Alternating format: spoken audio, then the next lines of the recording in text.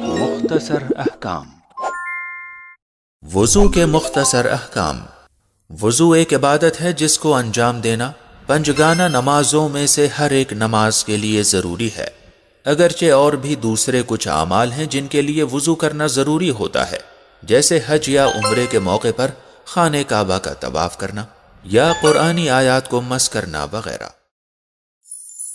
وضو پانی سے کیا جاتا ہے اور اس پانی کی چند شرطیں ہیں۔ نمبر 1، پاک ہو، لہذا نجس پانی سے وضو نہیں کر سکتے۔ نمبر 2، مباح ہو اور غصبی نہ ہو۔ نمبر 3، مطلق یعنی سادہ ہو، جیسے گھر میں نل یا ٹنکی سے آنے والا پانی، اور پانی میں کوئی چیز ملی نہ ہو، جیسے لیموں کا پانی۔ اب سوال یہ کہ وضو کیسے کیا جائے، تو اس کے 4 مرحلے ہوتے ہیں۔ نمبر 1، چہرے کو دھونا۔ نمبر 2، ہاتھوں کو دھونا۔ نمبر 3، سر کا مسح کرنا، اور نمبر 4، پیروں کا مسح کرنا۔ اب آئیے اس کی تفصیل جانتے ہیں۔ سب سے پہلے تو یہ کہ آپ نیت کریں گے، اور آپ کی نیت صرف اللہ کے لیے ہونی چاہیے۔ پھر اس کے بعد آپ چہرہ دھوئیں گے۔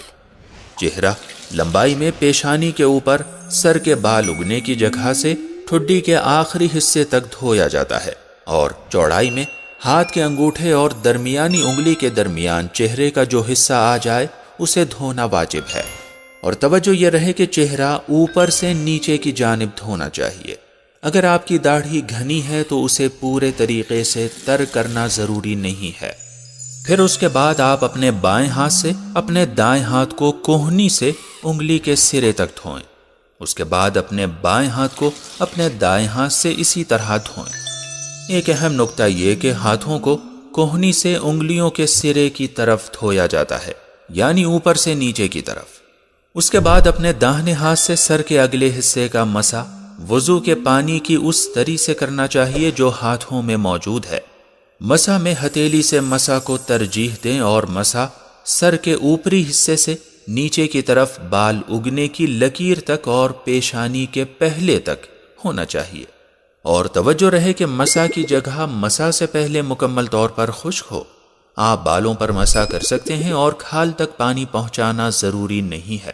سر کا مسح کر لینے کے بعد وضو کے پانی کی اس تری سے جو ہاتھوں میں موجود ہے اپنے داہنے ہاتھ سے داہنے پیر کا مسح پاؤں کی انگلیوں کے سرے سے پاؤں کے جوڑ تک کیا جائے، اور اسی طرح بائیں پیر کا مسح بھی کریں۔ توجہ رہے کہ مسح کی جگہ مسح سے پہلے مکمل طور پر خشک ہو، اور مسح کے لیے دوسرا پانی لینا جائز نہیں ہے۔ اب آپ کا وضو مکمل ہو گیا ہے اور آپ طہارت کی حالت میں ہیں۔ وضو کے کچھ عام اصول بھی ہیں جن پر وضو کے وقت توجہ رکھنا آپ کے لیے ضروری ہے۔ نمبر 1، تمام اعضائے وضو کا پاک ہونا ضروری ہے، یعنی وضو سے پہلے آپ کے چہرے، ہاتھوں، سر اور پیروں کے اگلے حصے کو پاک ہونا ضروری ہے۔ نمبر 2، وضو میں ترتیب ضروری ہے، یعنی چہرے کو پہلے دھوئیں، اس کے بعد داہنے ہاتھ کو، اور پھر بائیں ہاتھ کو دھوئیں، اور اسی طرح پہلے سر کا مسح کریں، پھر داہنے پیر کا مسح کریں، اور اس کے بعد بائیں پیر کا مسح کریں۔ نمبر 3، وضو کا عمل پے در پے انجام پائے، اور ایک عضو کے بعد دوسرے عضو کو اس کے خشک ہونے سے پہلے دھو لینا یا اس کا مسح کر لینا ضروری ہے، اور اگر اتنی تاخیر ہو جاتی ہے کہ اعضائے وضو خشک ہو جائیں تو آپ کا وضو باطل ہو جائے گا۔ البتہ اگر تیز ہوا یا گرم موسم کی وجہ سے اعضاء خشک ہو رہے ہیں اور آپ حسب معمول وضو کر رہے ہیں تو آپ کا وضو صحیح ہے۔ نمبر 4، آپ کو اپنا وضو خود کرنا ہوگا، لیکن اگر آپ وضو کرنے پر قادر نہیں ہیں اور معذور ہیں تو ایسی صورت میں کسی کی مدد لے سکتے ہیں۔ مثال کے طور پر اگر آپ اپنے ہاتھ سے اپنا چہرہ نہ دھو سکیں تو کوئی دوسرا اسے دھو سکتا ہے۔ نمبر 5، وضو کے دوران پانی کے کھال تک پہنچنے میں کوئی رکاوٹ نہ ہو، جیسے رنگ، نیل پالش یا گوند وغیرہ۔ نمبر 6، پانی کا استعمال صحت کے لیے نقصان دہ نہ ہو۔ اگر پانی نقصان دہ ہے تو آپ کو وضو کے بجائے تیمم کرنا ہوگا۔ اب سوال یہ کہ کون سی چیزیں وضو کو باطل کرتی ہیں؟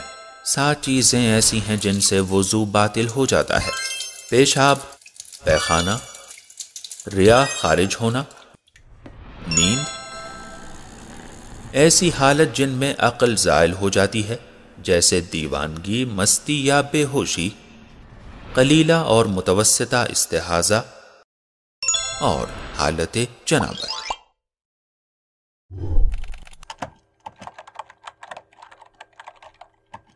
إِنَّا هَدَيْنَاهُ السَّبِيلَ إِمَّا شَاكِرًا وَإِمَّا كَفُورًا۔ اگر آپ ہمارے لیٹسٹ ویڈیوز کے بارے میں جاننا چاہتے ہیں تو ہمارے چینل کو سبسکرائب کریں اور بیل آئیکن کو پریس کریں۔ شکریہ۔